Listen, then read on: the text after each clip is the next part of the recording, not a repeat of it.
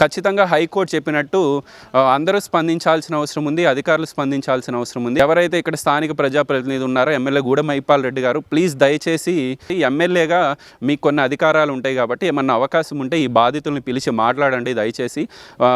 High court చెప్పినట్టు వాళ్ళు అర్జీ పెట్టుకుంటే దీనికి ఏదన్నా క్రమబద్ధీకరించేందుకు ఏమన్నా అవకాశాలు ఉన్నాయేమో మీరు కూడా చూడాలని చెప్పి న్యూస్ 16 కోరుకుంటుంది. అట్లనే నీలం మధు గారు, కాటా శ్రీనివాస్ గౌడ్ గారు వీలైతే వీళ్ళకి న్యాయం చేసే పని ఏదైనా ఉంటే దయచేసి మీరు చేసి చూపించండి.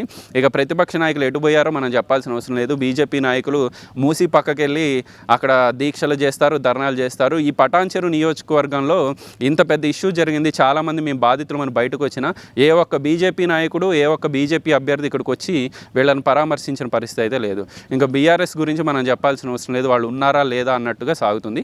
ఏది ఏమైనా ఈ బాధితులకు న్యాయం జరిగే వరకు పోరాటం చేయాల్సిన అవసరం ఉందని చెప్పి బాధితులు చెప్తూ ఉన్నారు. హైకోర్టు ఒక మంచి క్లియర్